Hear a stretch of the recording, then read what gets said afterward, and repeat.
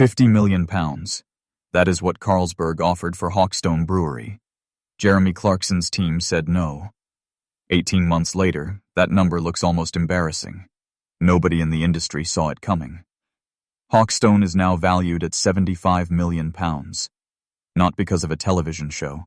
Not because of a famous face pouring pints for cameras.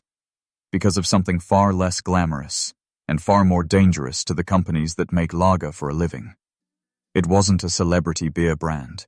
It was a vertically integrated agricultural enterprise that turned provenance into competitive advantage. And Carlsberg found out too late. And by the end of this, the only question you'll have left is why every major brewer in Britain didn't see it coming. Start with the boring part, because the boring part is where the money actually lives. A brewery needs 4 ingredients: water, malted barley, hops, yeast. That's it. 90% of what you're drinking is water. The rest is grain. And grain is where Hawkstone made its first quiet decision that nobody wrote headlines about. They chose to work almost entirely with British hop farmers. Not because it looked good on packaging, because it solved a supply problem before it became one. Rick and Emma Astley, the actual brewers, not the face on the label, had been running a small operation called Cotswold Brew Co. 50 pubs. That was the entire distribution network. A modest, honest, small business doing modest, honest, small business numbers. Then Clarkson asked to invest. Here's where it gets interesting. Everyone assumes this is where the story becomes about him. It isn't. The land the brewery now sits on wasn't even theirs when the investment happened. They bought it a year later, once the growth demanded it. The investment didn't create a celebrity product. It created a capital injection into a supply chain that was already working. Barley from named farms, hops sourced specifically to strengthen British hop growing rather than importing cheaper stock from Germany or the Czech Republic. The council in Oxfordshire spent years fighting diddly squat over car parks and farm shop extensions. They thought they were the regulatory authority. They were in practice unpaid co-writers on a television series that was making the farm more famous with every objection they raised.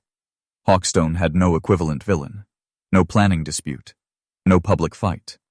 Which is exactly why almost nobody noticed what was actually happening in Gloucestershire, while everyone was watching Oxfordshire. 50 pubs became 2,000. That is not a marketing statistic. That is a distribution network rebuilt from nothing, pub by pub, in the space of a few years, while the big 4 brewers were still deciding whether Clarkson's beer was a novelty or a threat.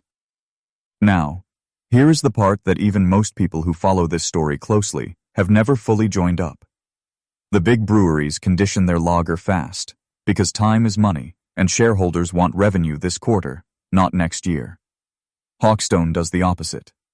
They let the beer lager longer, on site, because flavor takes patience the big guys can't afford. It's slower, it's less efficient on paper, and it is precisely why the product outperforms on taste tests against beers made by companies 50 times its size. The failure is the product. Slow, expensive, small-batch brewing shouldn't scale. Everyone in the industry knows that. It's the first rule you learn. And yet Hawkstone scaled anyway, because the thing that should have limited them became the thing that made every pub landlord who stocked it tell 3 other landlords. Revenue tells the rest of the story, and this is where the numbers stop being interesting and start being alarming, if you're sitting in a boardroom in Copenhagen. £7.8 million. That was Hawkstone's revenue the year before last. £21.3 million. That is Hawkstone's revenue now. 134% growth. In 1 year. In an industry where major players consider 5% annual growth a good result. Carlsberg's £50 million offer wasn't rejected out of sentiment. It was rejected because the people running the numbers understood exactly what a 134% growth rate does to a valuation if you let it run for even one more cycle. 53 employees are now running a brewery expansion, tiling new production floors, installing new fermentation vessels, because the old plant physically could not keep up with pub demand. That is not what a struggling farm-side project looks like. That is what an operation outgrowing its own infrastructure looks like. Stop. Because what comes next is the reason major brewers are watching this far more closely than they're admitting publicly, and almost nobody reported it properly. Keg beer, the stuff pubs pour on draft, is the actual battleground, not bottles, not cans. Hawkstone built its entire growth strategy around keg supply to pubs and restaurants, because a pint at a pub creates a fan, and a fan goes looking for the bottle in a supermarket afterward. It is not a farm shop trick. It is not a beer trick. It is the same flywheel logic that built the farm shop, applied to an entirely different product by the same instinct. It is not a beer brand. It is a flywheel. The council thought a car park was the fight worth having. Carlsberg thought £50 million was a fair number for a regional brewery with 7 pubs worth of ambition. Both were measuring something that had already changed shape by the time they made their move. The transformation is uncomfortable to look at directly, so look at it from the side. 2,000 pubs stocking a product that started in 50. 134% growth in a country where most breweries are closing, not expanding. A rejected offer that, in hindsight, protected upside nobody at Carlsberg modeled correctly. You cannot manufacture that kind of growth curve. You can only build the supply chain correctly and then let the market find you. There is real uncertainty here, and it deserves saying honestly.